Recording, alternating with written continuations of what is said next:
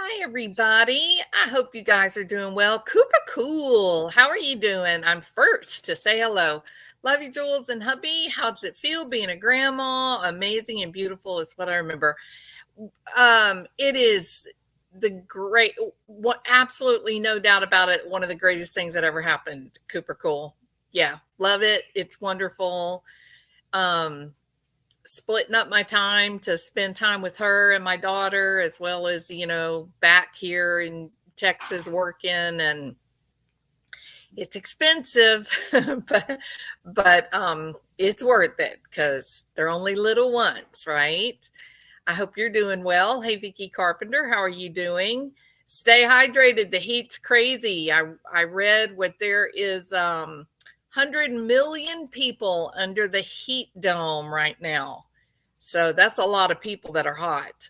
Trishy, welcome. Kathy R, my friend, how are you? And Catherine, good to see you. All right, I need to, I want to check. Where is it? Okay, let me check my YouTube 1 second. We'll wait on a few more people coming in. I wanted to do this live, just kind of, for discussion, right? Just to just to have this open line of communication, because I don't know, the emotions run high. People have different. Yeah, that's what I. Yep. That's what I thought. Kathy R, why I thought you were a mod, but you are not. Okay.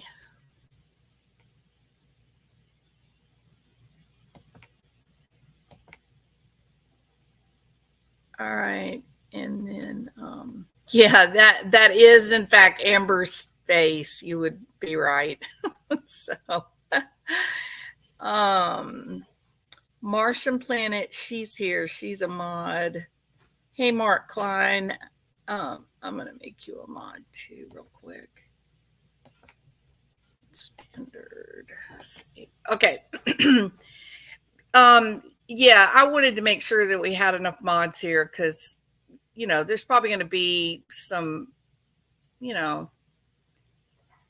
opinionated folks that don't like what we're talking about. And I don't want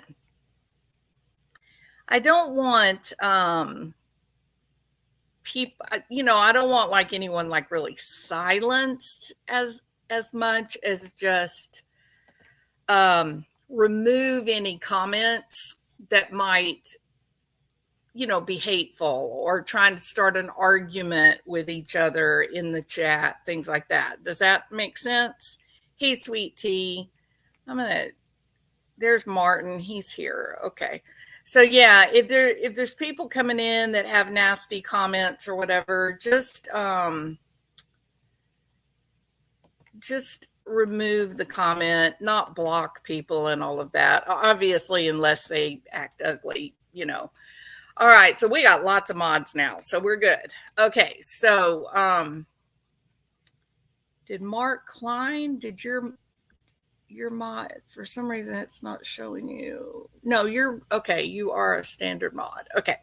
All right, so just hopefully we don't have any trouble. Hopefully nobody, says anything, but just in case, they might, right? So yeah, I don't really care about blocking people or putting people in timeout, but just if somebody comes in trying to argue and not be very nice, then that would be great. Because you are blue, Mark Klein. Because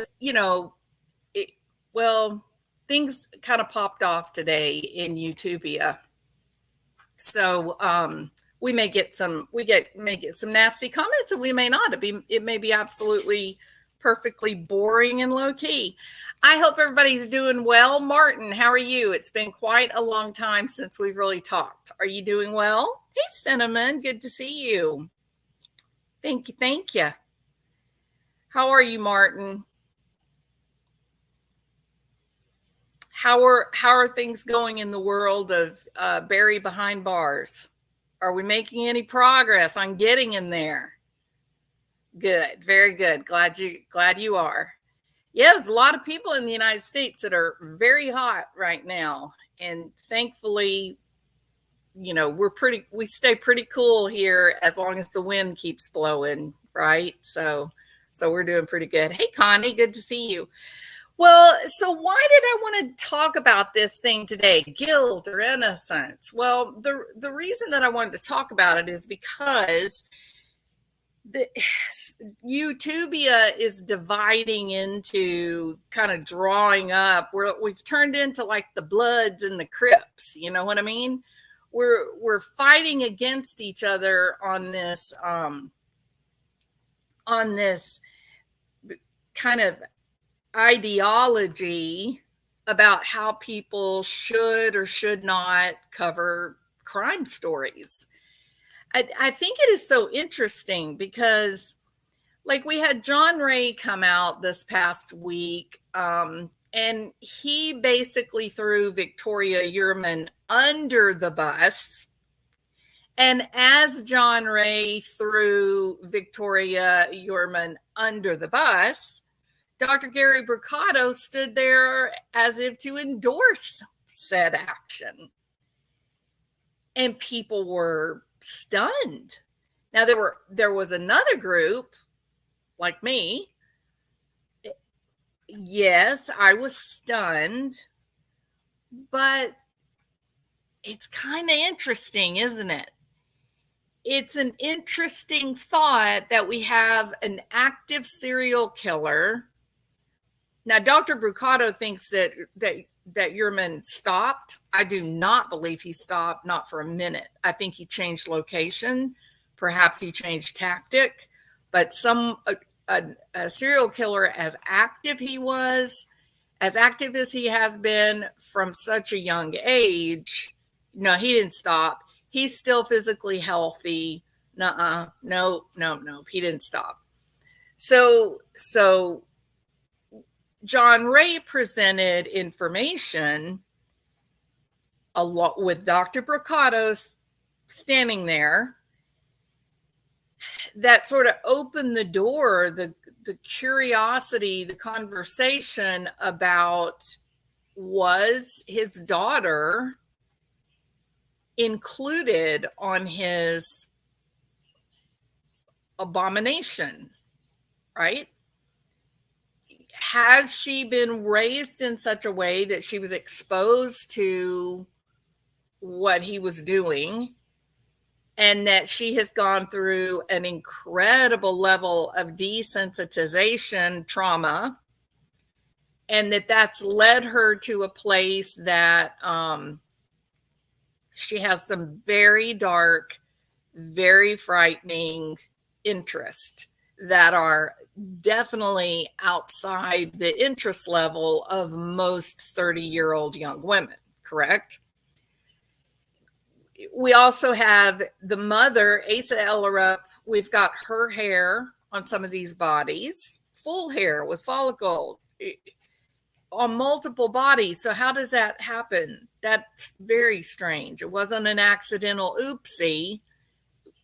To have it in multiple bodies is inside the tape. It's very odd. So there's also been eyewitnesses that have come out and said that Rex Yearman and Asa Ellerup were swingers, and that it was common for them to have couples to their house where they would do the dirty deed, and that on at least one of these meetings, a couple was said to have taken one of the missing girls, later found murdered, that she actually rode in the car with them to that gross, disgusting, falling down house, and they left without her. And when they left, she looked like she was in distress and trying to escape or ask for help. So it's curious, it's a crazy thought. It's a crazy idea.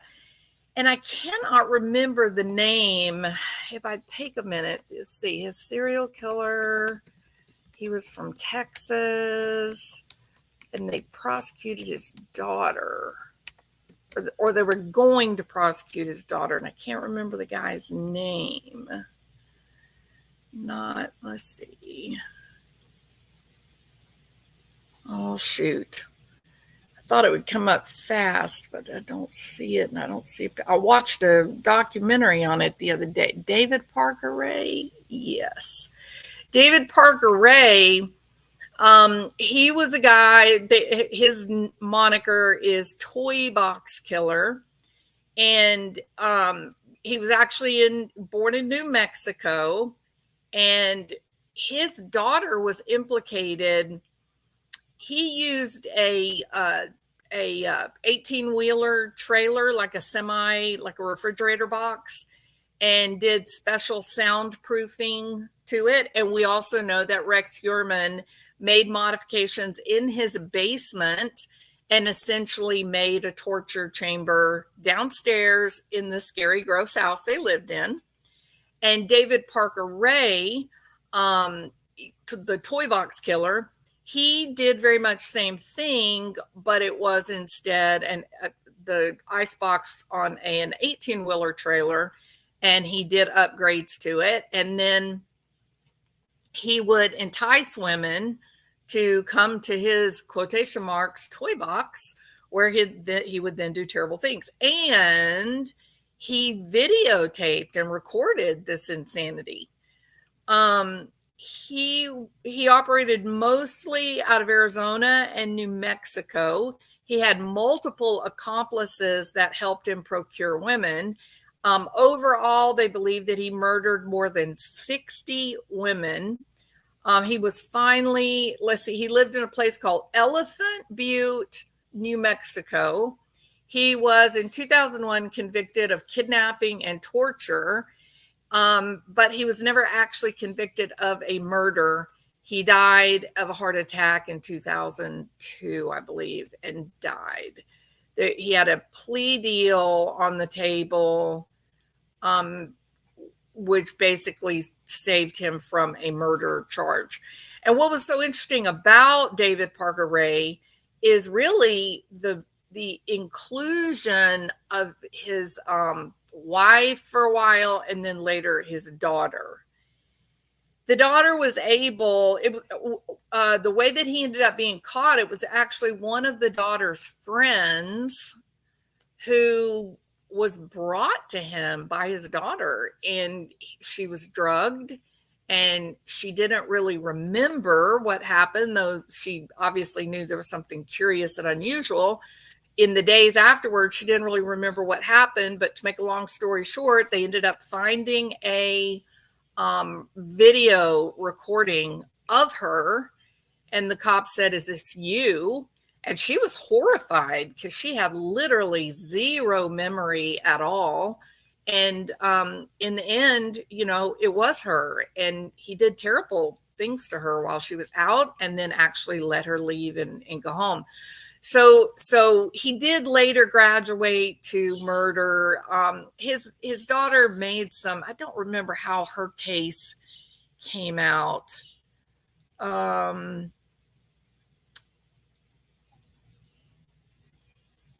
She did end up getting out of it. Yeah. He also acted in concert with a guy named Dennis Roy Yancey. So there were multiple people that he was involved with. Cindy Hendy was an accomplice, and she agreed to testify against him, ending up with 36 years. And she was released in 2019. So the point of sort of briefly touching on this particular crime, Dennis Rader, another one, he may have been in contact with other serial killers. Who else? Oh, who's the guy that dressed up like the clown? his name escapes me now. Real famous. Anyway, he actually was in contact with other serial killers. They believe that that was kind of how they helped one another avoid being caught. Gacy.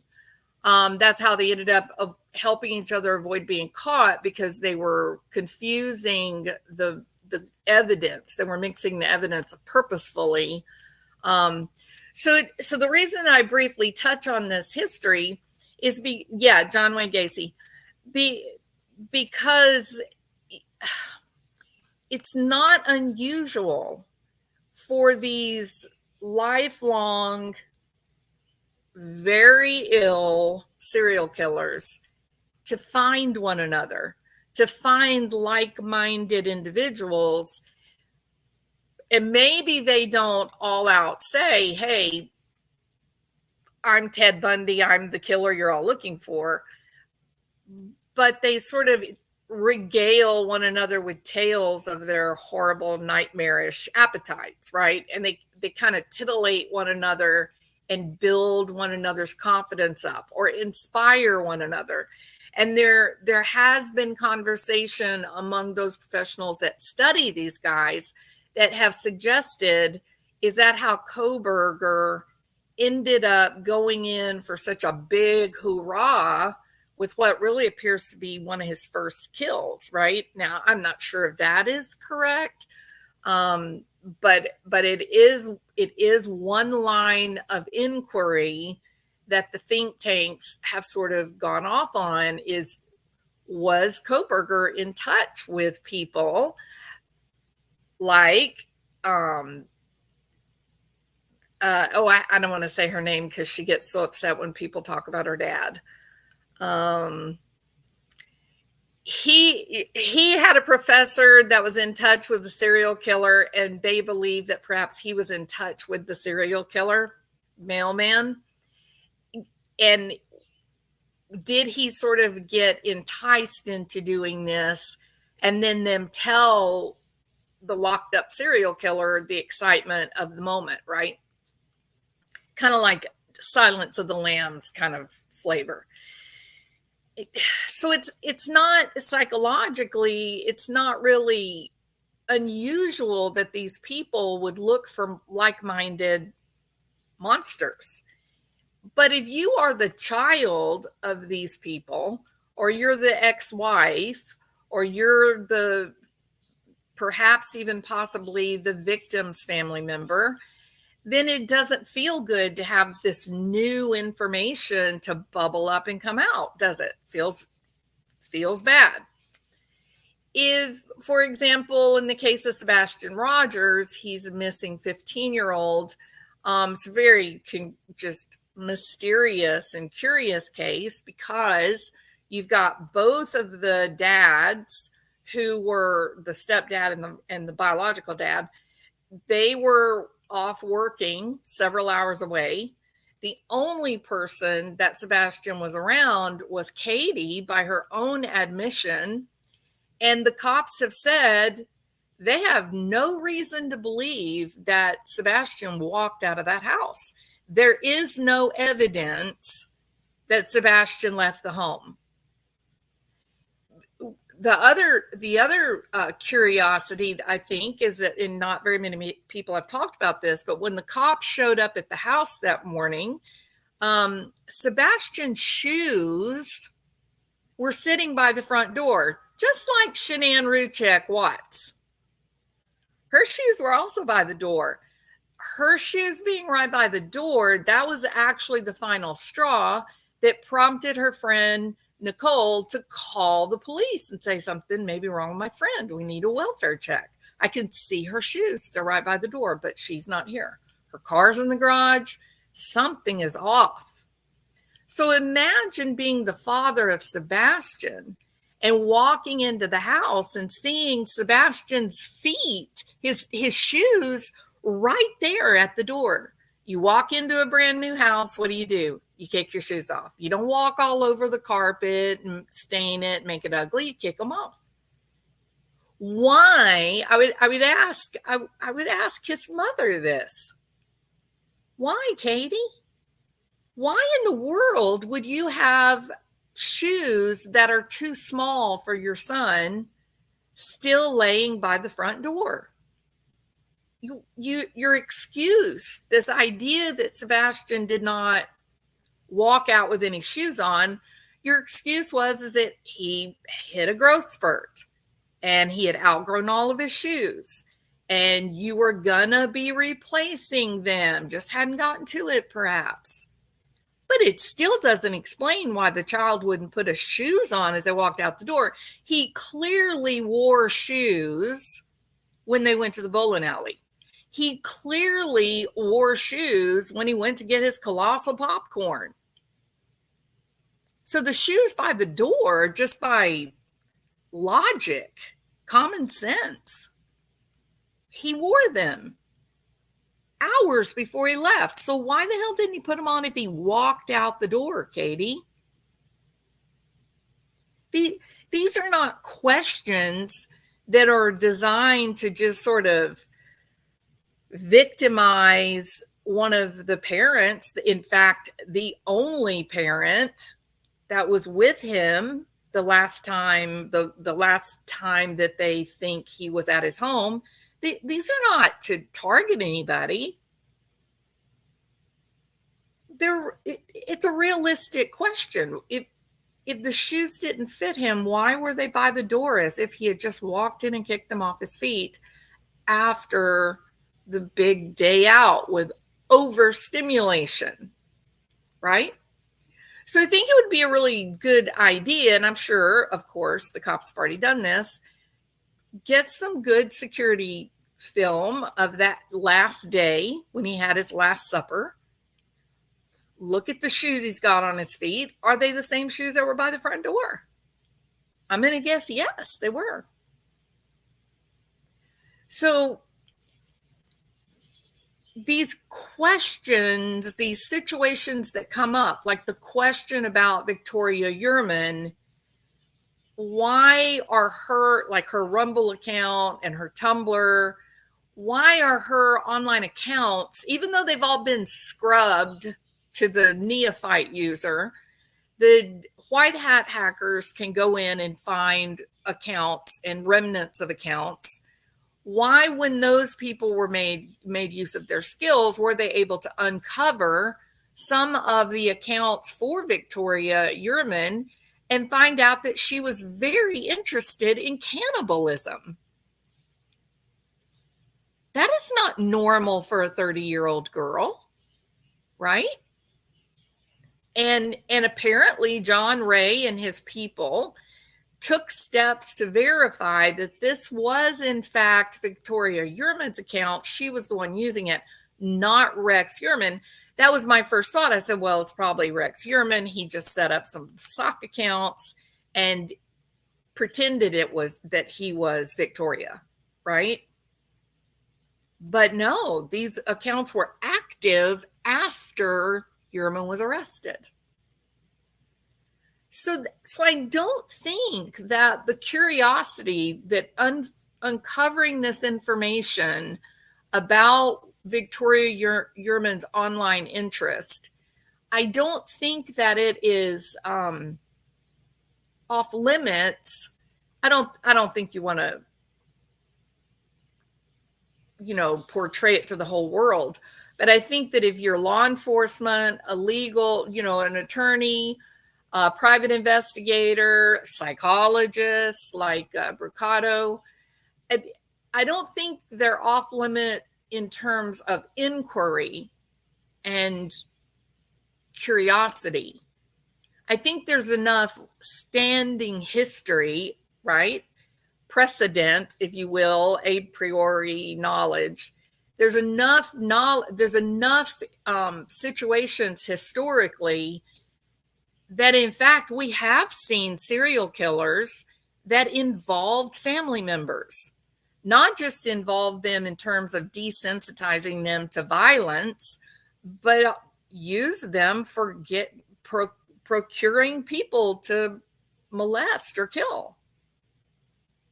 So is it Distasteful? Of course it's distasteful. And if you're not a person that, like with Gary Bricado, this is his field, right? You can become a licensed psychologist, you can get a PhD in psychology, and there's a million different things that you can do with it. For him specifically, he studies serial killers.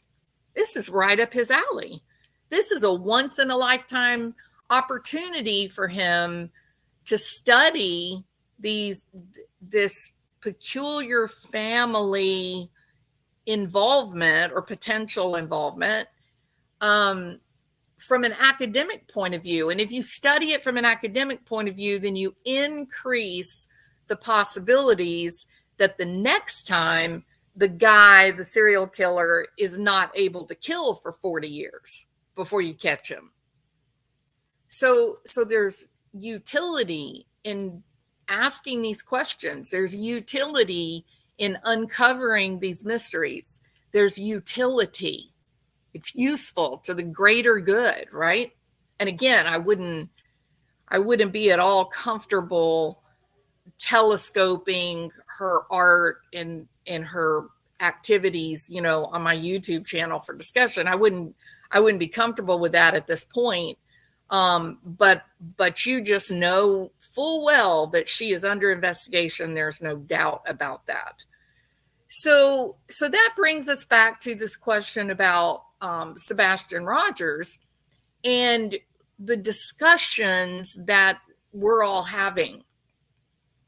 The discussions that we're having about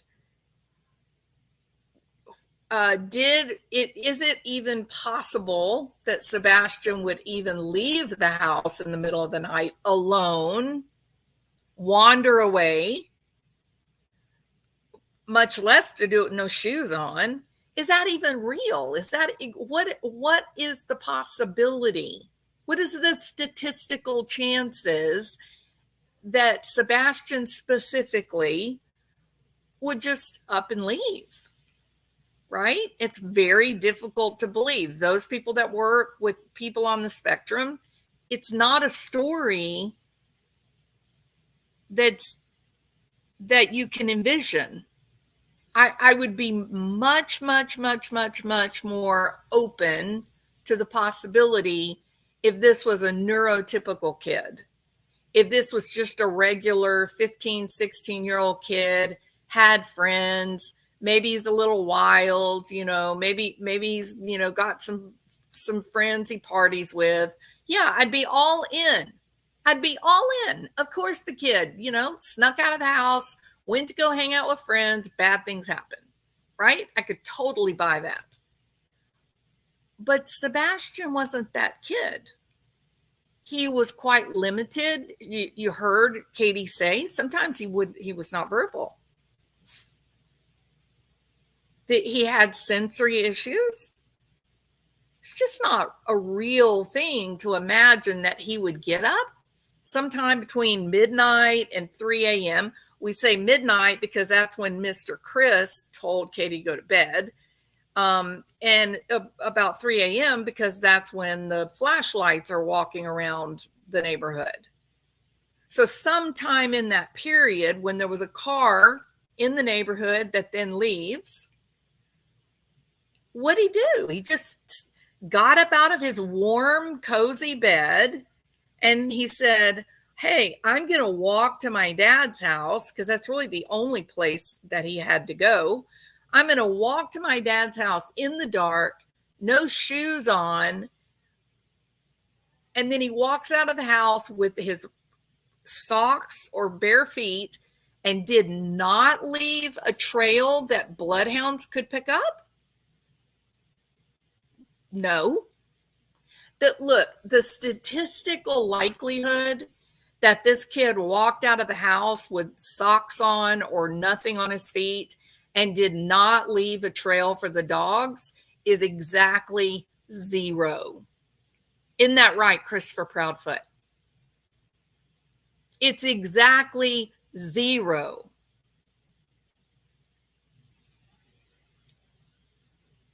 So what happened?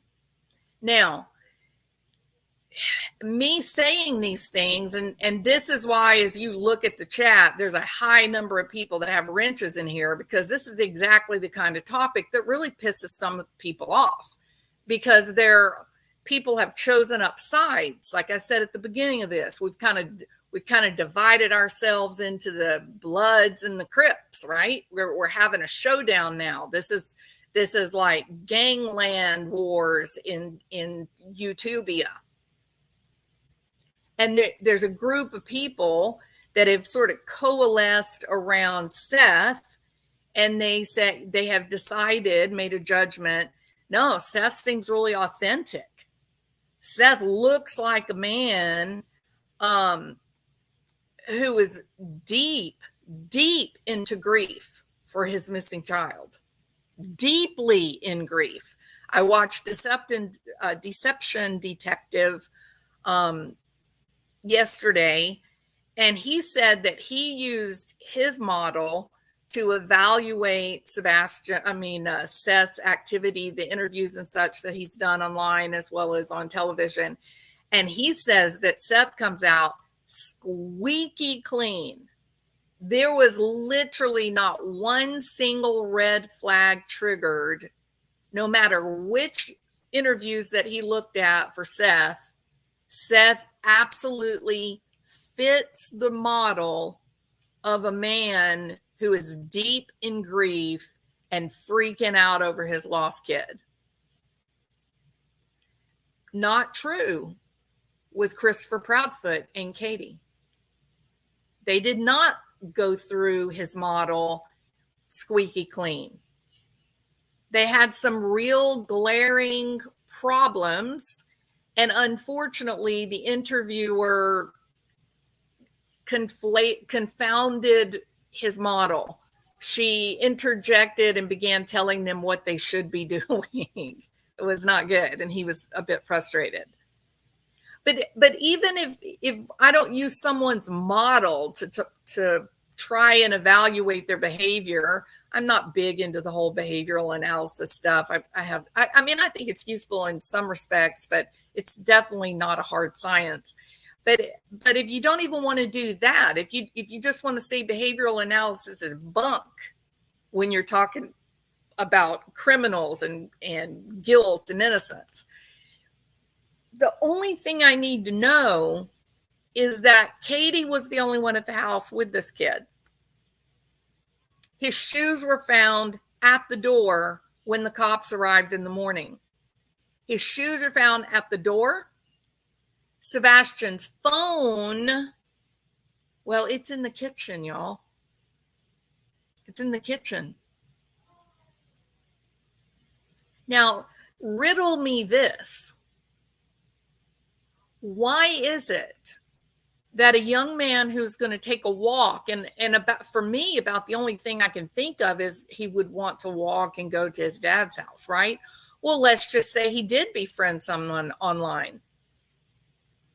I can work with that possibility, but it still doesn't explain to me why would he take a crappy little cereal box flashlight and not take his phone with a good flashlight and his shoes. Why? So when you lay these actions out, they just simply, it's just, Katie, it's just not believable. And the people in Utopia, they're in three groups, I think. I think it's fair to say three groups. One is the group that has coalesced around Seth. They're completely convinced of his innocence, and they're very, very, very protective of him and angry about the way that he is being targeted and treated by another group of people. And that second group of people, these are the people that want to be on Christopher Proudfoot's list of future wives. I know it's weird, and I'm not using hyperbole. One of these people actually jokingly, I don't mean she's serious, but she's being funny, she says that she's, on the list to be wife number 6. Okay, wait a minute. This has gotten creepy now, because on the one hand, people look at Seth and their heart is sad. They cry for this man. They want to help him find his child, get some explanation. But you got another group over here who is fantasizing about being Christopher Proudfoot's wife. Why? Any man that would go through 5 wives is probably not really a good choice to become wife number 6. So what is it you're really attracted to? Oh, that $700,000 house looks really good, doesn't it? That particular lifestyle looks damn fine. And there are some women that would say that maybe Christopher Proudfoot is a handsome guy for his age, right? But I personally, I think it's the money. I think people look at him and they go, oh, he's got money. Oh, that's awesome. That's great.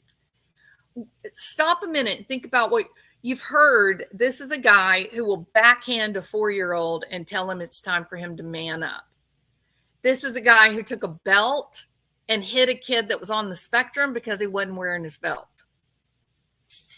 This is a man that would set you up to steal your newborn baby.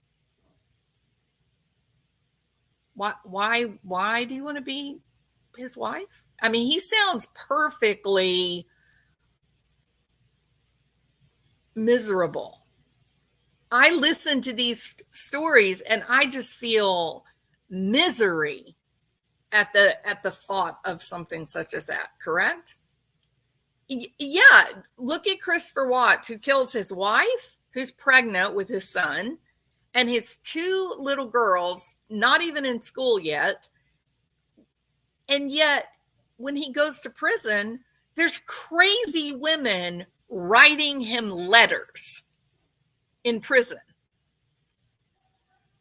demonizing Shanann, but Chris was totally justified in what he did. Oh, if I'd been married to Shanann, I'd be crazy too. I'd have killed her too. She was just a crazy. What? Are you okay? Is your brain working all right? So it's the same idea for you to say, I want to be wife number 6. Why? Oh, it's the money. And that right there, I think, is the explanation for this particular group of people that have coalesced around the Proudfoot family, that they are convinced that Christopher Proudfoot and Katie Proudfoot are 100% innocent, above culpability for anything bad that would have ever happened to Sebastian. They are angelic, but Seth is fat. Now, I say that intentionally. They make fun of his weight. They do these terrible thumbnails targeting his weight. This is a man whose child has gone missing, and he has just about run himself into an early grave searching for his kid. Meanwhile, back at the ranch, your boy Chris and the unfortunate hanger-on wife, Katie, they have not done a single thing to be a part of any kind of memorial or observance, or to even come out and thank the community for looking for this lost kid. Not anything. Bobby told us, the neighbor, Bobby said that even when they did the memorial that was just within the community, right? Just the people that lived there, real low key, more of like a prayer vigil kind of thing, they didn't come. Instead, someone came and said that they were like a cousin or something. And I think maybe that was Christopher Proudfoot's brother. Remember, JLR said that there was a guy in a big truck that was kind of following people around, looked like Christopher Proudfoot, but weighed about 400 pounds. Remember that? He did look very much like Proudfoot. So it does make you wonder if maybe that's the person that went to the neighborhood vigil as, I guess, a representative of the family, perhaps. But here's what I don't understand. It's in your neighborhood. It's like right out your front door. Why in the hell wouldn't you just walk out to all these people that are out there praying for you, for your child? Why not just go out there and pray with them? Why not just go out there and thank them for everything that they had done? I mean, this community initially really rallied around to try to help them until things got so bonkers and so bizarre, right? So it's a curious group that has coalesced around Katie and Christopher Proudfoot.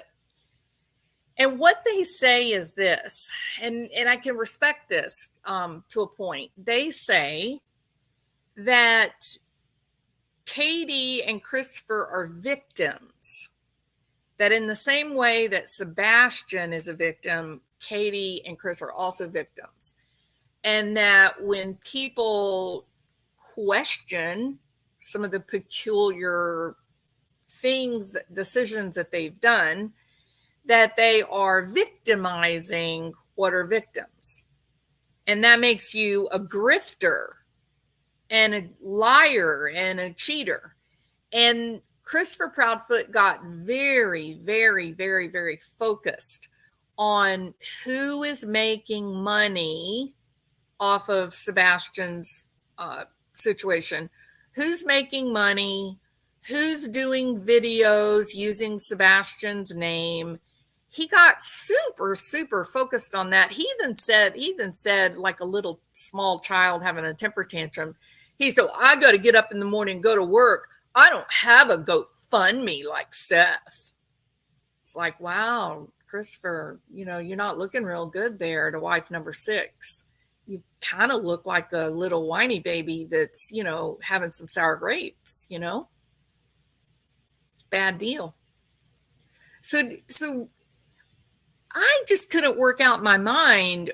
You've got a missing 15-year-old child, a huge mystery, like one of the strangest missing persons case that we've heard of in recent times. And you're choosing to attack YouTube creators. You're up there screaming and yelling about clicks and views and people that make money instead of get Sebastian's name out there, get his picture out there. Don't let him fall to the bottom of the pile. There are so many missing kids, and they won't ever get any support for being found without capturing the attention and imagination of this group of people in YouTubia land. Don't forget about Sebastian. Keep talking about him. No, that wasn't your approach at all. In fact, it seemed like to me every single step that you took was designed to shut down conversation. Every step. And then magically we end up with who? Tony Mathis. And Tony Mathis went right to work getting Christopher Proudfoot everything he said he wanted. He did it under the guise of helping Seth. It didn't help Seth at all. In fact, it removed the possibility of money for a reward for Sebastian or information about Sebastian. Trusted people that were working for no money, no fee. Suddenly they're being disrespected, screamed at online, and fired. Why? So that idiot Tony can come up and say, I need my people to come up and y'all got to pay money for her to fix her truck. That is incredible. And what I noticed is the more that people began to become angry with Seth, the more support that Seth lost, the more giddy and happy Christopher Proudfoot and Katie became. In fact, one of their last lives that they did, one of their last interviews they did, they were literally giggling. I'm not using hyperbole. I mean, giggling like Nicole Kessinger style. And it's creepy. It's very weird. And this second group of people, they have built a fortress around Christopher and Katie. They're 100% innocent. And if you speak about them, you are demon spawn. You're a horrible person. And then there's this third group. And I think the characterize the person that comes to immediately to mind is Jays for Justice. There's this third group of people. And this third group of people in Utopia, well, they're looking at everybody. They don't like Christopher and Katie, and they don't like Seth. They don't like any of the three adults that were directly in orbit around Sebastian. They're looking at all of them with culpability. And in fact, at times they sort of have this thought, maybe they're working in concert together. That the three adults, that somehow whatever unfolded, whatever happened ultimately at the point that Sebastian goes missing, that the three of them were aligned, Seth, Katie, and Christopher. I think that's a very interesting possibility. I think that I've been trying to think of that possibility, and I still can't get past the fact that his shoes were by the front door, and they were perfectly fine for him to wear out to go to get his colossal popcorn and to run around all day having fun and getting overstimulated. They were perfectly fine then. And how is it that Katie manages to go into Sebastian's very, very messy, cluttered bedroom and recognize that the only thing missing is a little crappy little flashlight, when his phone, with a great light, it's in the kitchen and his tennis shoes are right by the door? How is that? It defies explanation. And I do think that Seth went into this thing trying to be a united front for Sebastian. He stayed at their house for several nights, right? Maybe it was even a couple of weeks. I don't remember now exactly. But he tried. And he could see this story was nonsensical. And the more he lost hope, the angrier and more frightened he became. And then finally, he just let the truth out. And that was, I know what was going on in that house. My son told me he didn't want to go back there after the weekend together. I know now there were CPS calls, and Christopher Proudfoot took steps to hide that from Seth, legal steps. And Seth was able to get it. He got an attorney. He was able to get his hands on the documentation. He saw the calls that were going out about that address. And he said, I quote, "Now I know what's going on." Right? So you can see that we're all dramatically separated.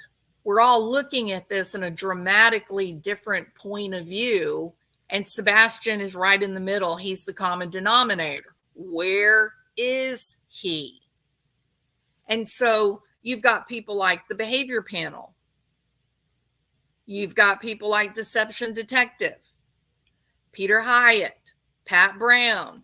You've these professionals that have done this their whole lives. they're looking at this case and they're all raising an eyebrow. And the professionals, when do this for a living, they know it's just a matter of time. They recognize that the prosecutor is working with the investigators and they're putting together a case. It's going to be a circumstantial case, and they're going to have to click off all the boxes. And at the end of the day, it's not going to be Seth that gets arrested, right? So the arguments that we're having here in Utopia, they come from the way each of us, our own worldview, our own personal experiences that we've had in our lives, how we look at these cases, right? If you grew up in a home with people with adults or whatever that were abusive, then it's very easy to see Sebastian as a victim of a crime.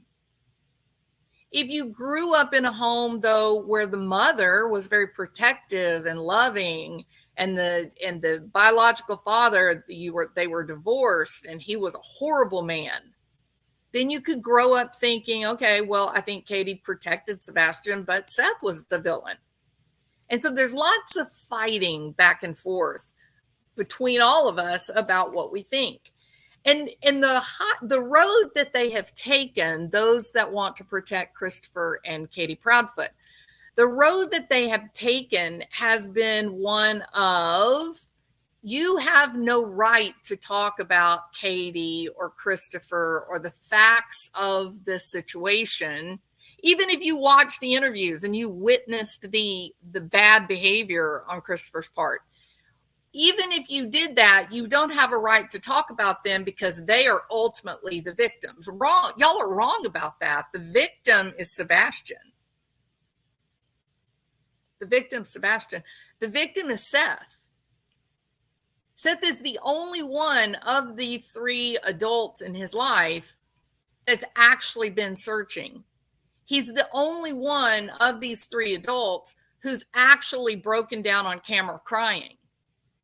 He's the only three who's actually demonstrated anger regarding Sebastian's disappearance rather than anger at people who are just trying to get his picture out there and spread the word. Never forget, someone in Hendersonville had people threatening and following searchers. Never forget that. Never forget that. It damn sure wasn't Seth. I think it's incredibly interesting that Seth had people that he worked with who came to help him search. We only see Christopher Proudfoot's mom and stepdad coming to help him by chasing down searchers and threatening them. That's the contribution of the Proudfoot family to searching for Sebastian. And here's another thing you can never forget. You can never forget that Sebastian's shoes were at the front door when the cops arrived that morning. You can also never, ever, ever, ever forget that this mother, Katie, the last one, the only one that was with Sebastian the night he went missing, the one who took him around on this whirlwind final day, this mother, this woman who's grieving her child, you guys want to say she's so filled with grief and horror? All she wants is to find her baby? She gets in a truck and drives 3.5, 4 hours away to stay in a campground, a very nice campground. That's her contribution to finding Sebastian. Don't tell me this nonsense. Don't tell me this nonsense. Oh, they were so frightened of the YouTubers. They were so afraid the YouTubers were going to come harm them. That's nonsense. You're using hyperbole. You're being ridiculous. No, that wasn't what that was. She does not like that people are looking at her. She does not like that people are saying, hey, I think maybe you know what happened to Sebastian. She doesn't like that. She doesn't want to be confronted with it. So she goes and hides out in her camper. Makes her feel safe. But we have mothers of lost children, missing kids, who have lived in the same exact house for 3 decades. And when they say, why have you stayed here? It's such a bad neighborhood. It's so run down. It's such a bad place. Why are you staying here? And they say one thing, because if my child can get free, I want them to be able to find me. I want you to imagine 14 days since your child, poof, into thin air. 14 days. Are you really going to get into a car and go 4 hours away to hang out by the little lake? Is that really what you're going to do? Are you not going to be in earnest worrying about where your child is? Are you not going to be in your car driving from one end of town to the next, just searching for his face, looking down alleyways for somebody walking that has his same stride? What do you mean? You just get in your car, you drive 3.5, 4 hours away to sitting around in a nice camper. Why, Katie? Whose responsibility is Sebastian? You're the mom.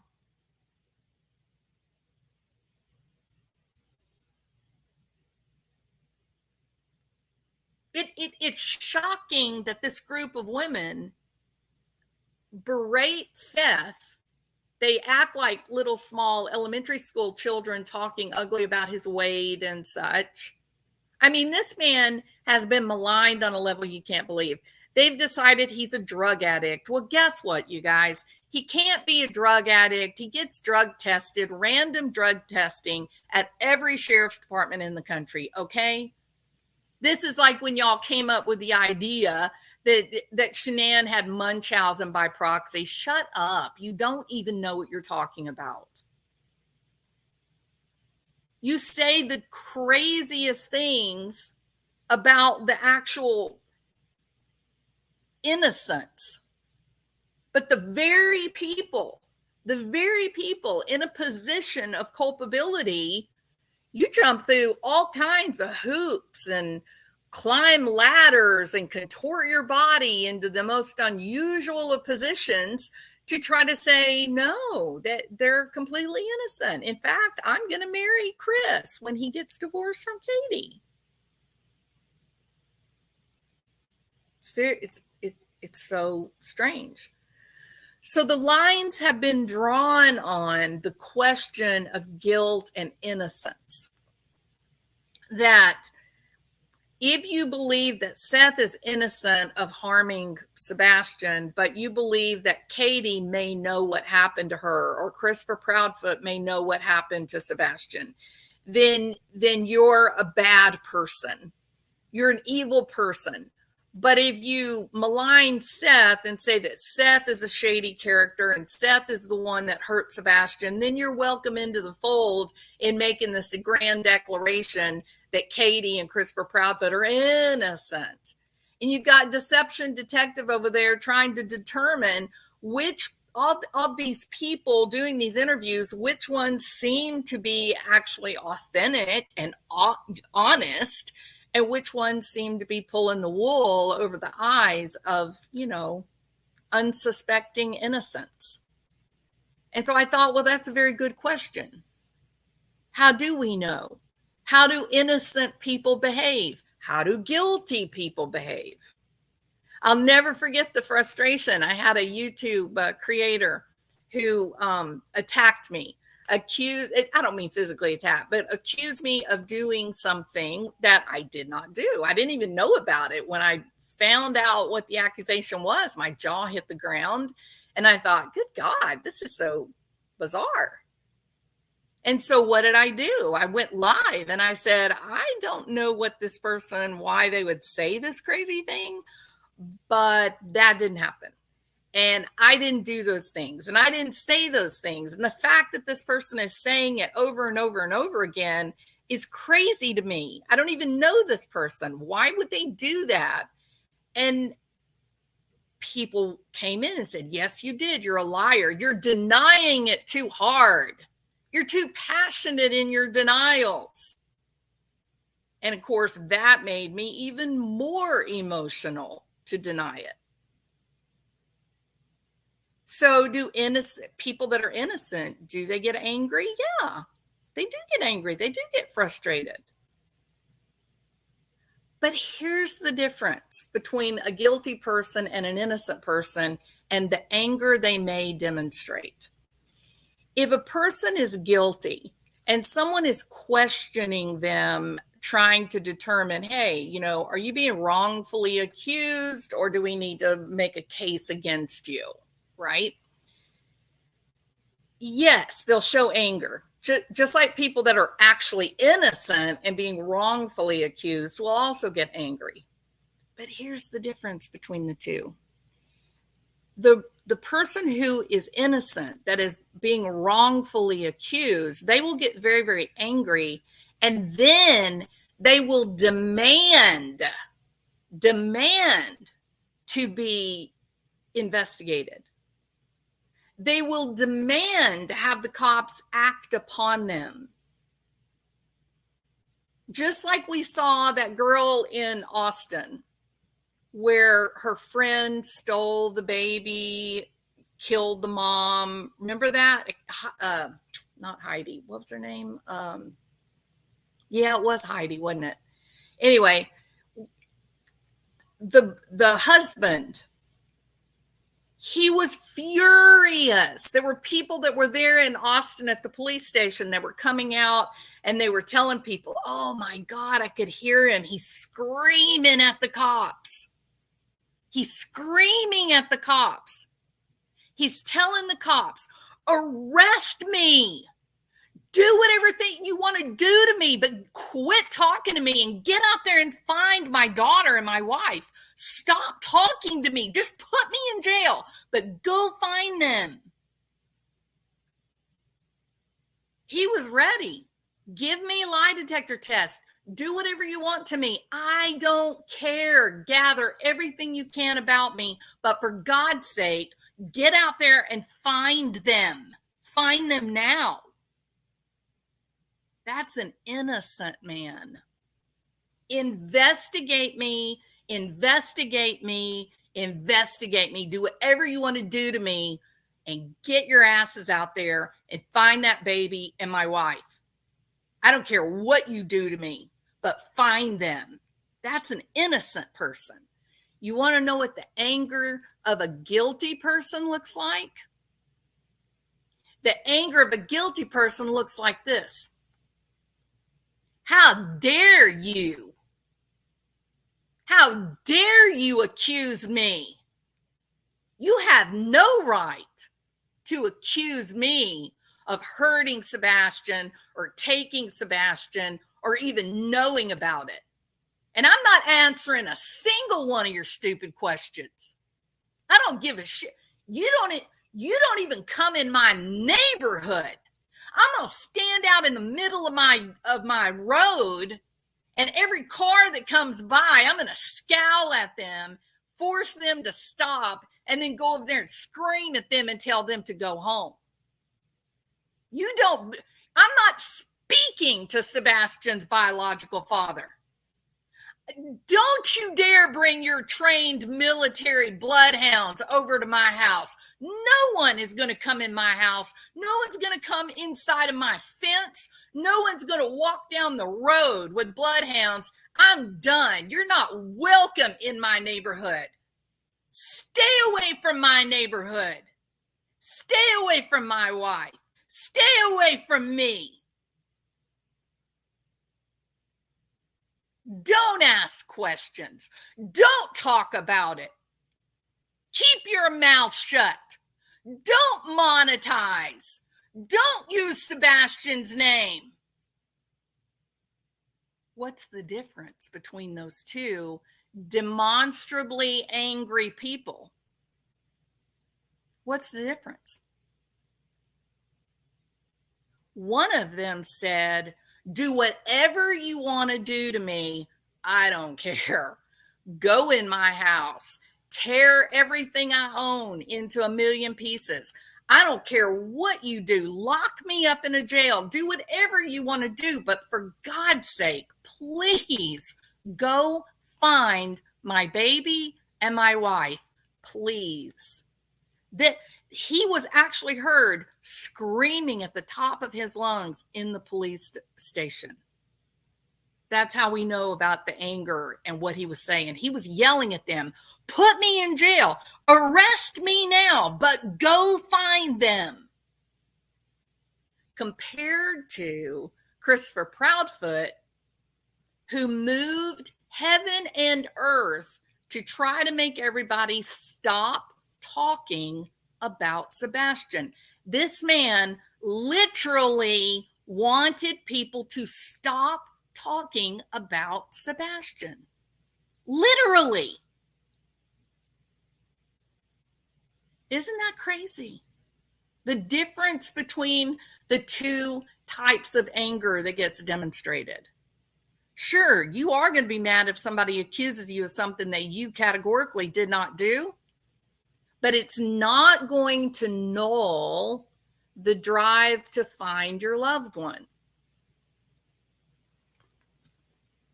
But if perhaps you're not innocent, you're very angry and you're focused on shutting down the conversation, right? So there is, in fact, a great deal of research on what guilty people do and what, innocent people do. The people, criminal psychologists, people that study criminology, they will say that most guilty people will, for a period of time, protest their innocence, right? That will become a part of what they say.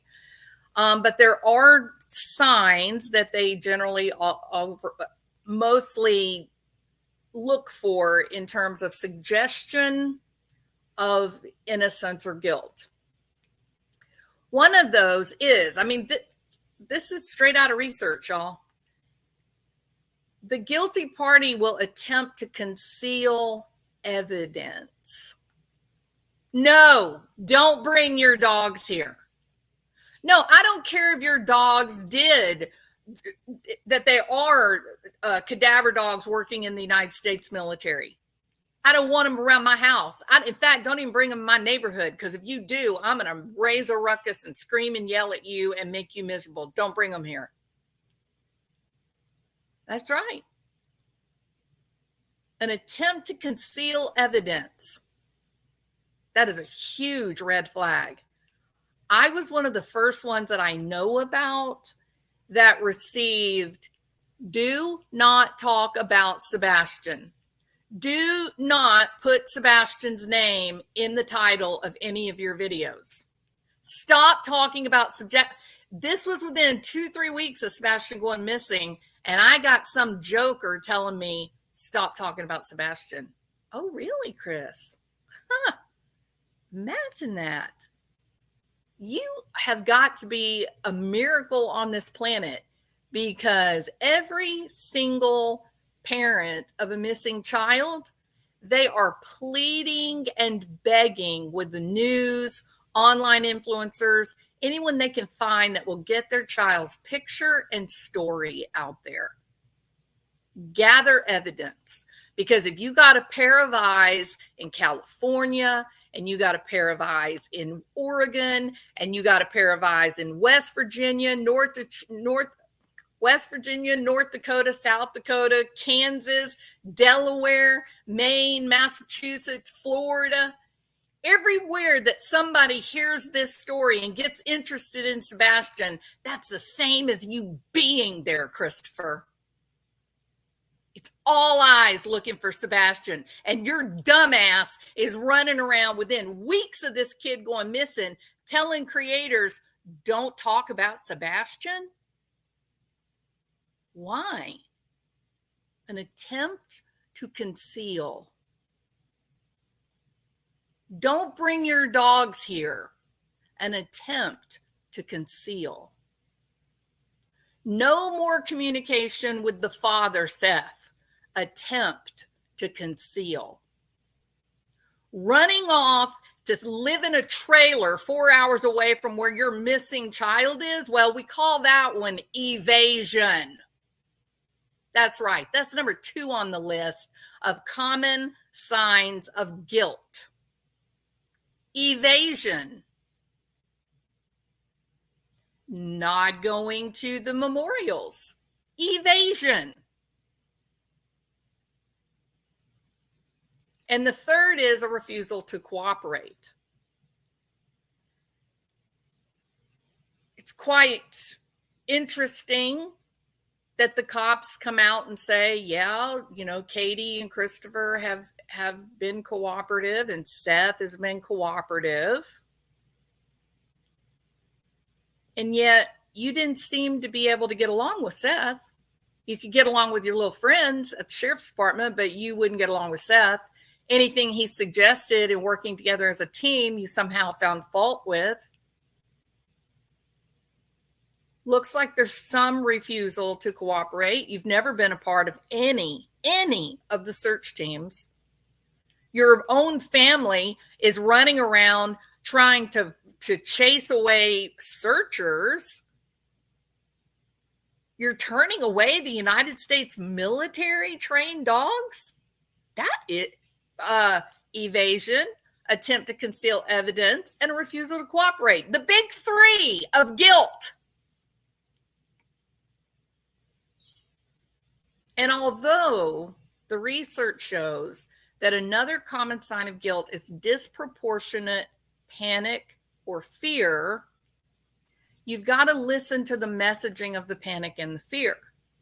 In the case of Heidi in Austin, her husband had a disproportionate level of panic and fear, but it wasn't for his own skin. He wasn't worried about himself. He wasn't offended that he was being targeted, had the finger pointed at him. He said to the cops, do whatever you want to do with me. Lock me up, put me in jail right now this minute, but for God's sake, go out there and find that baby and my wife. You've got to do that. So even though there may be panic and fear, you got to keep your ears open about exactly what are they afraid of? Are they fearful for themselves? Or are they willing to be completely rung through the ringer, investigated, made uncomfortable? They're willing to do that as long as you don't stop searching, right? This idea of panic and fear is incredibly important. So hold on just a second. Let me share something here. If I go back up here. All right. Okay, I need to share. Present. I want to share.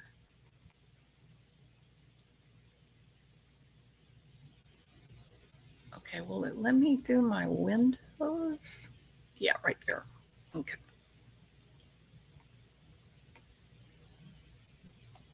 Let me see if y'all can see that. Nope. Hold on. I got to take that overlay off. There you go. All right. Now y'all can see it. So this is something I'm working on right now.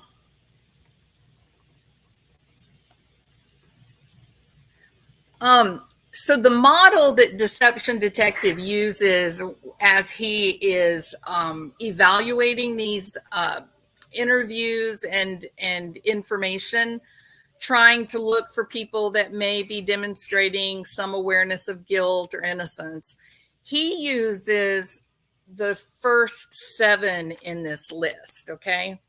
So he uses the first 7, and that is, do they talk about the victim in present tense? Are the parents cooperative? Are they hesitant and inconclusive about what they think happened to the child? Like, I don't know. And I meant to add something right here. I'll have to do it after I finish my video. Inconclusiveness. Are they kind of guessing what could have happened to the child, or do they seem to know what happened? Are they invested in a particular explanation? And in the case of Sebastian Rogers and Katie and Christopher Proudfoot, that is a categorical yes. They are conclusive. They are pushing the narrative. He walked out the door. Sebastian walked away. Sebastian left on his own free will and just walked out into the darkness. And we're not entertaining any other thoughts. We're just certain that that's what happened, and there's no reason to talk about anything else. And so for Deception Detective, this is one of his big red flags. This is the first big red flag that he's got on Katie Proudfoot, is the fact that rather than being inconclusive, well, maybe he walked out. Maybe he got upset. I don't know why would he do that? What did he do when he left here? Be guessing and being unsure, right? That's what we should be seeing from an innocent person. But from a guilty person who is trying to construct a narrative, they are very adamant about the story, about what happened.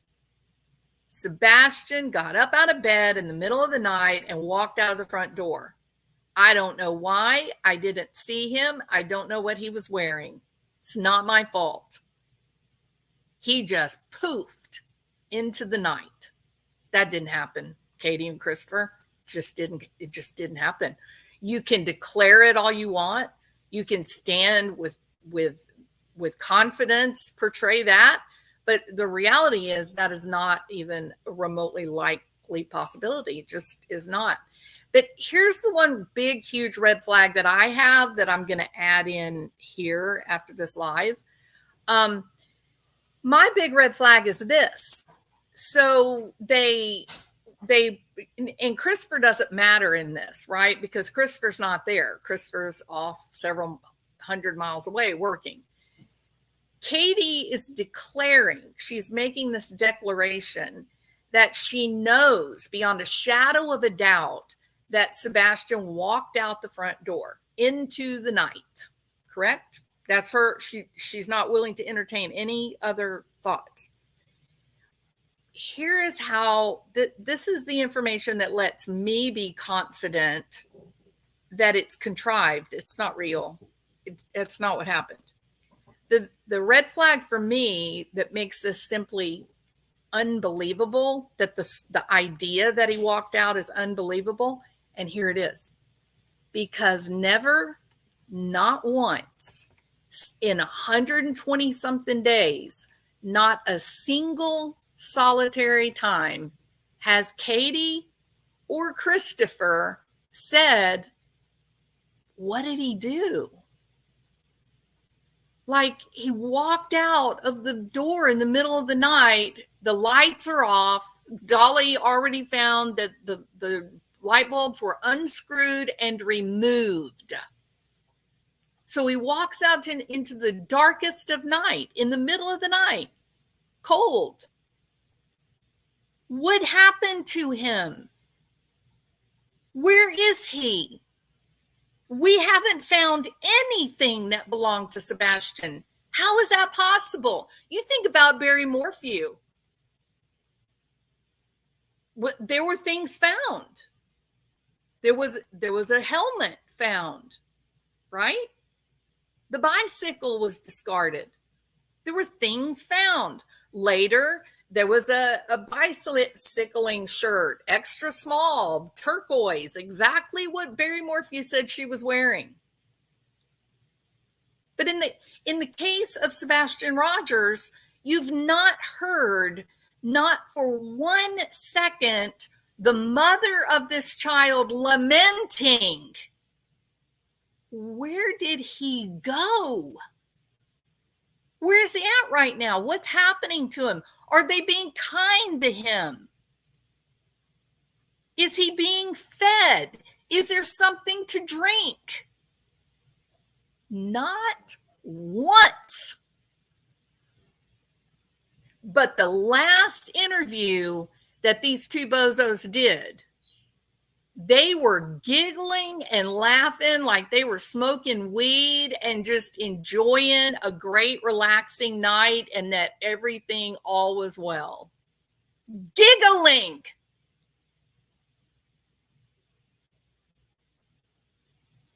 Most parents of missing kids are torn up with this one idea. Please, is my child comfortable? Is my child being mistreated? Is my child in pain? Is my child being fed? They're panicked by those thoughts. They're haunted by those thoughts.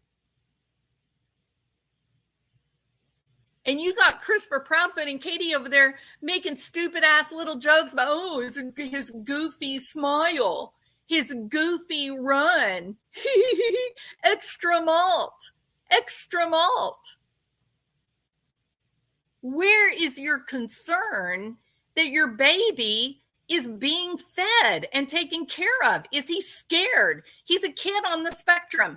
I would think you would be horrified at the thought that your child was terrified being in unfamiliar surroundings.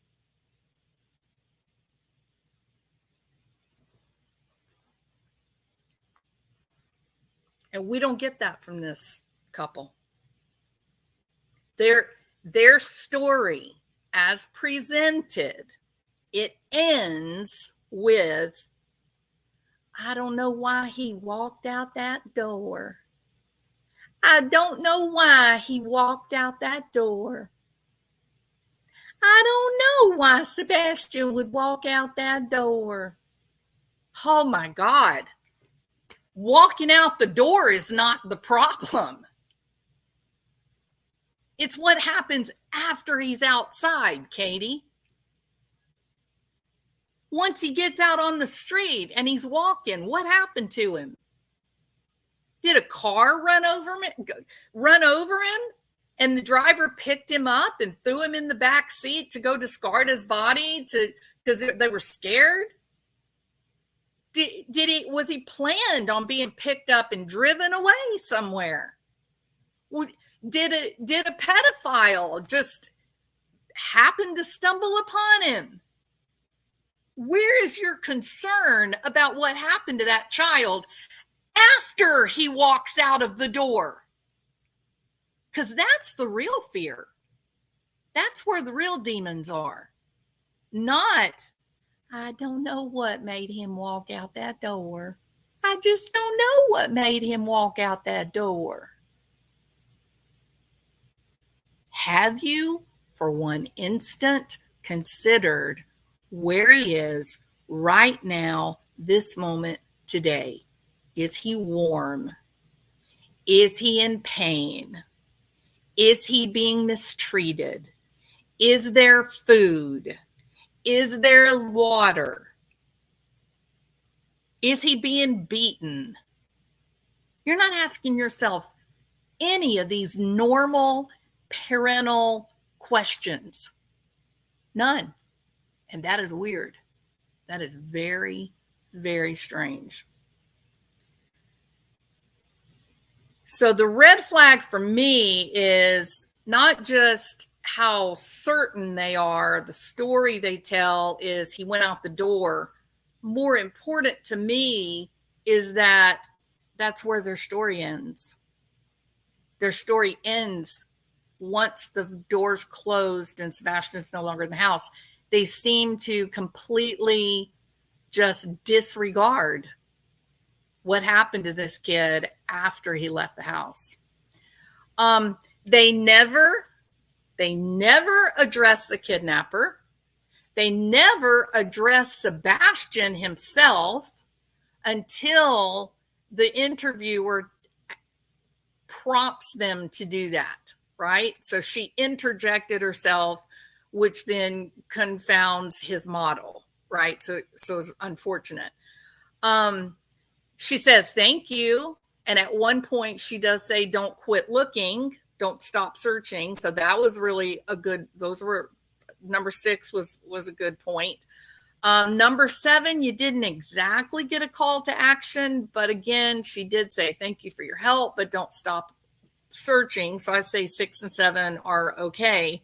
But then these are the 2 that I think Deception Detective needs to add to his model. I think he's got to add lability of emotion, and he's got to add earnestness or panic. Have any of you like been at the grocery store or the mall and you suddenly look up and your child is, not there? Just not there. Like one minute your kid's right by your side and the next minute they're not. What happens to you internally? You get such a jolt of fear, like electricity, right? It just, boom, it just hits you and you're like, holy crap, where's my child? Heart starts pounding so hard, correct? It's very, very difficult. And that is one to actually block. Okay. Yeah, those stupid ass comments like that, you can block those people. They're just trolls. Just go ahead and block them. Panic or the fear, right? That you are driven as if there were a engine inside of you driving you forward to search for your child.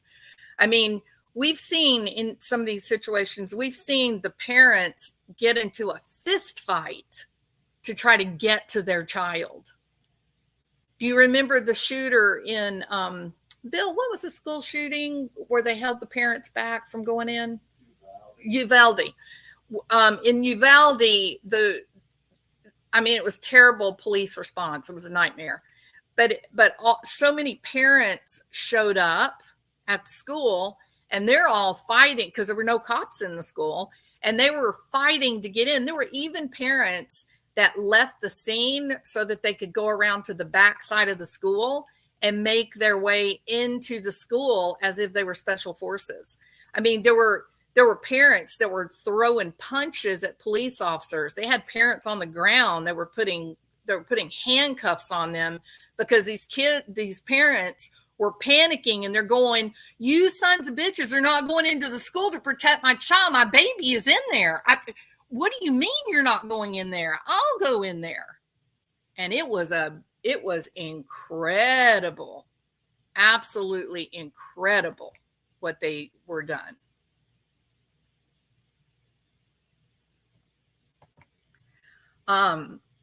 So when parents perceive their child has gone missing, they're driven by this internal engine that logic goes out the window. All they can think of is, I've got to protect my child. I've got to protect my baby. I've got to find them. And I'm not going to stop until I do, which is exactly what we saw from Seth Rogers. It's exactly what his reaction was. I will look anywhere. I will do whatever I have to do. Nobody's going to stop me from looking. Even if I'm looking outside of that 5-mile radius, I'm going to be looking. I've got to look. It's not a choice I have. I'm being driven by this internal machine that is saying, find my child. And yet Katie gets in a truck and goes 4 hours away, apparently not experiencing that drive to find her child. So yeah, so it's a terrible situation, but the researchers in this area that look at behaviors that are used, people that are guilty of said crime as compared to people that are innocent of said crime, they do know that there are some real behaviors that are fairly common, standard, that all guilty people attempt, and these are empirically derived, where you have a high rate of seeing these behaviors from people that are guilty in a crime: attempt to conceal the evidence, evasion, and a refusal to cooperate. And we didn't see any of that from Seth Rogers. What we did see with Seth, we saw panic, we saw fear, we saw anger, but every bit of it was toward find Sebastian, find Sebastian, find Sebastian, as opposed to the other angry party whose behavior was all just designed to deflect. Oh, you're just making videos for money. You're a grifter. You're a grifter. You're making money, clicks and views. This is the most incredible thing I've ever seen. What do you mean? Your stepson has been missing for how long? And you're sending out people to stop talking about him? Are you crazy? Have you heard of Gabby Petito?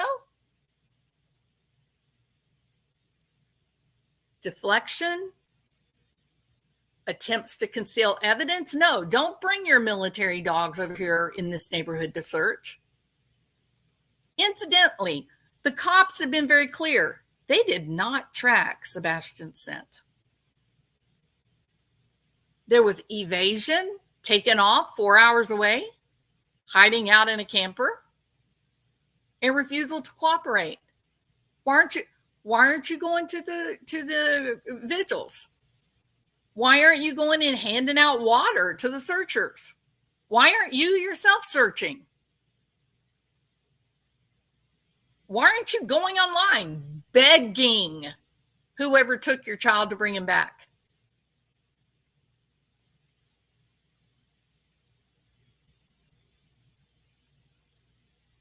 And of course, we live in a nation of laws. And it is true that all people are, innocent until proven guilty in a court of law, right? But the reality is, Utopia, we're not in a courtroom. We're not. In fact, we're sort of like the jury pool. It's a pretty good bet to go on YouTube and listen to the conversations that people are having, and you've got a pretty good idea what the jury is going to be saying.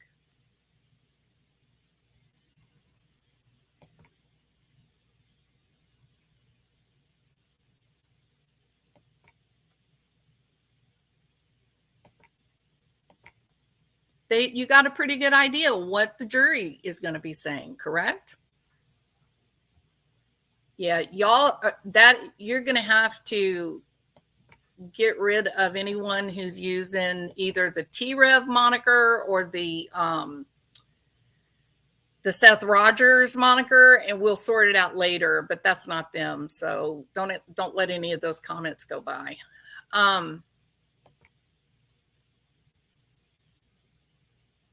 And I'm going to go ahead and report them too.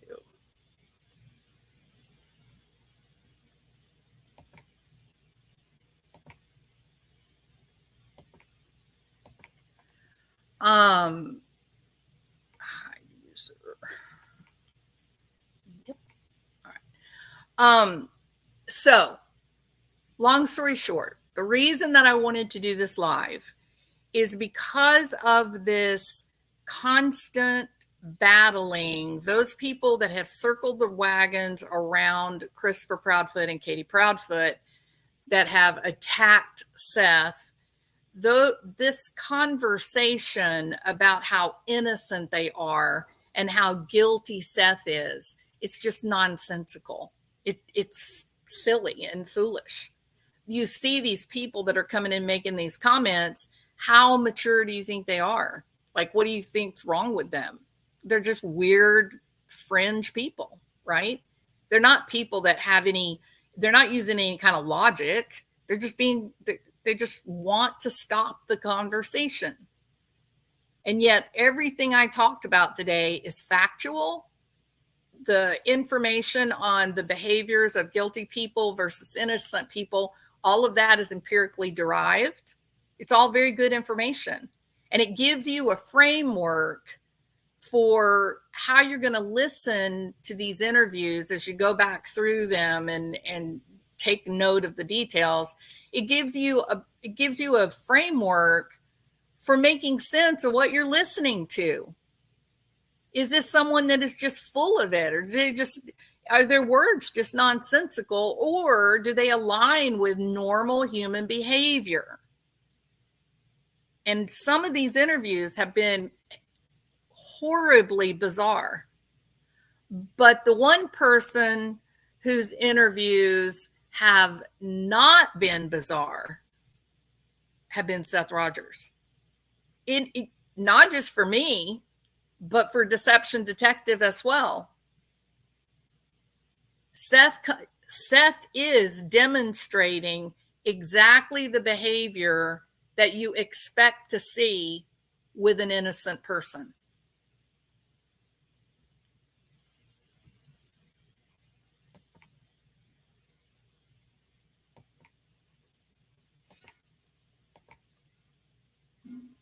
All right, I'm done. Okay, I'll read some comments now. Hey, Cinnamon. Let's see. I know there. Well, look, Diane, you can't go to a single one of their channels without MF this, MF that, bruh. I mean, they have a really hard time even struggling to speak the English language. So why would you be surprised that they come in using Seth Rogers' name and T-Rev's name and Tony Mathis's name? I couldn't even believe Chris even said he didn't want Sebastian to escape if he is somewhere. What did that mean, Peachy? I heard that, but I didn't, like, was it during an interview on someone's channel? What was the, do you know what the,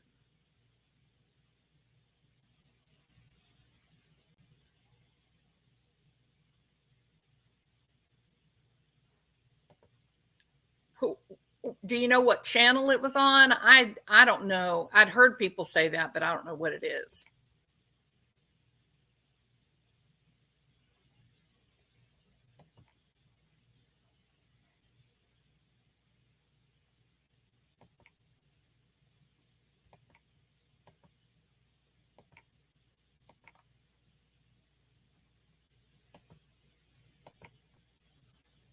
Don't remember. Yeah. Hey, Betty just stole JR's cat. What? Is that true, Magnolia? You think that's a troll? I mean, it could be. I don't know. Maybe. I mean, so Bullhorn Betty has been showing off today. She is in Hendersonville and already in contact with the cops. Already in contact with the cops. No troll. Uh-oh. Sorry, Magnolia. Let me look and see if that's really you.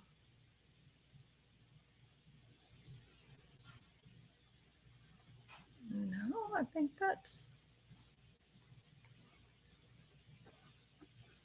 okay. So she's already, yes, oops.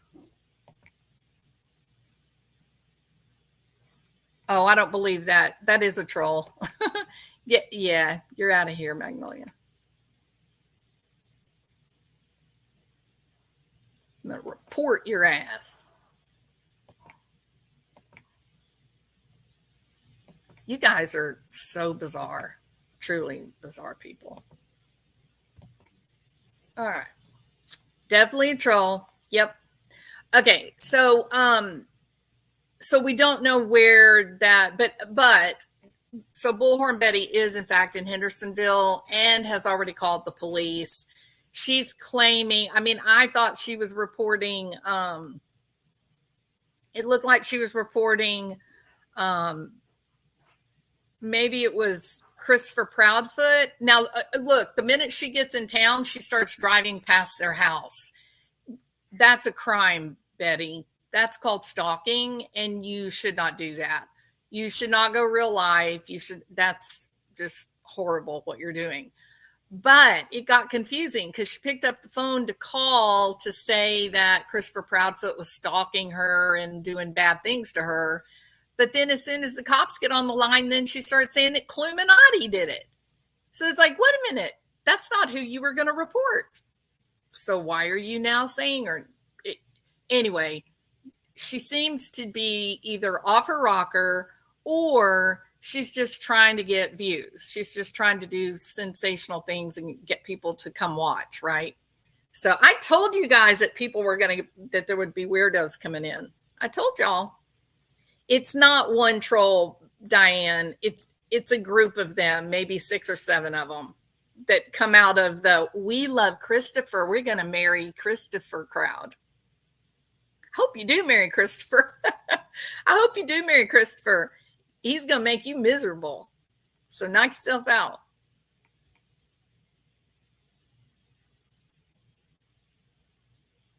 So weird.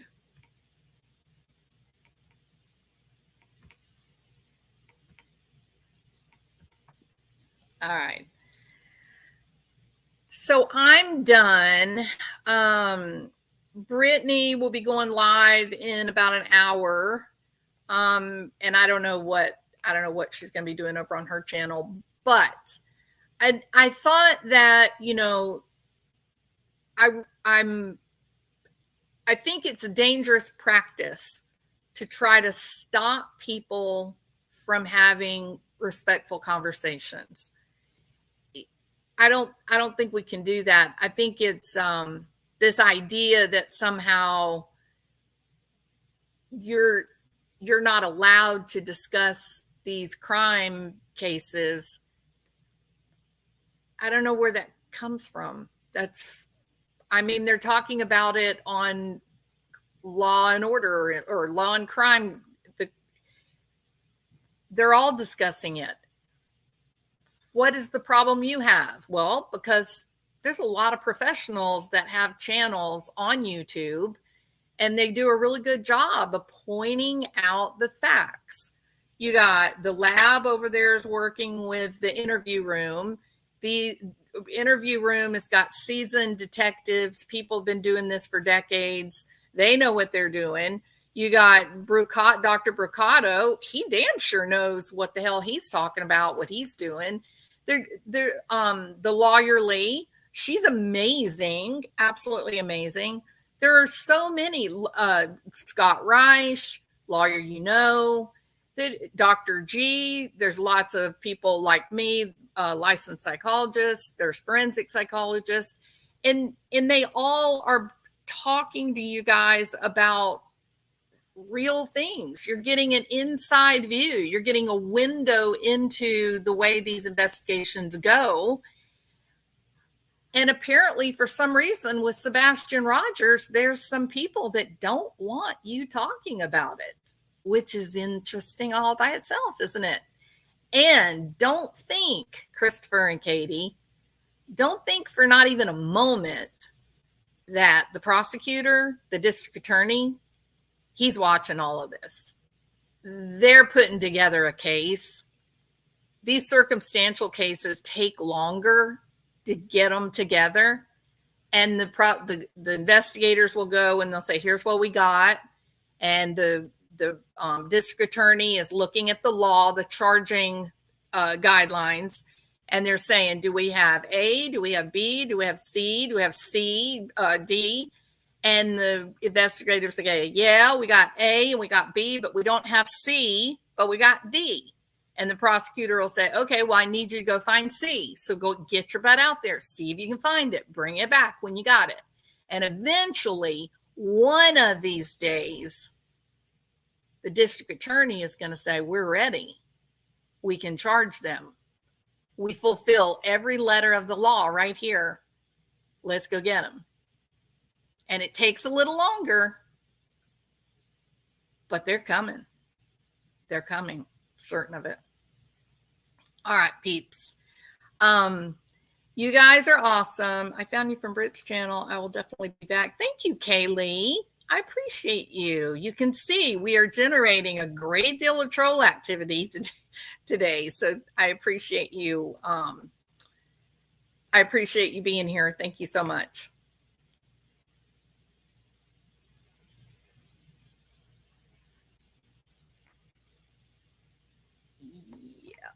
And I can personally not support anyone who is so simple-minded and short-sighted. And if you notice, no one even said a word about Quinn Simon to you. So goodbye.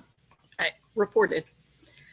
Maybe that's why they talk to them every day. Yeah, absolutely. I agree with Seth. The case needs to be turned over to the FBI. So agree, Regina. 100% agree. Yes, absolutely. Donna Burns, you have a great day. Thank you, Mark Klein. Yeah, so we got major troll activity today, unfortunately, but I knew that we would. So please, if you'll hit the like button, I would really, really appreciate it. And I hope that you will hit the subscribe button as well. And I'll see you later on tonight. I'll be over on Brittany's channel. So it'd be great if you guys would kind of come over there and follow us over there and join in the conversation. Not all you trolls, though. Y'all need to go back to the pigsty where y'all belong. All right. Thanks, everybody. I appreciate y'all being here. And I'll see you later.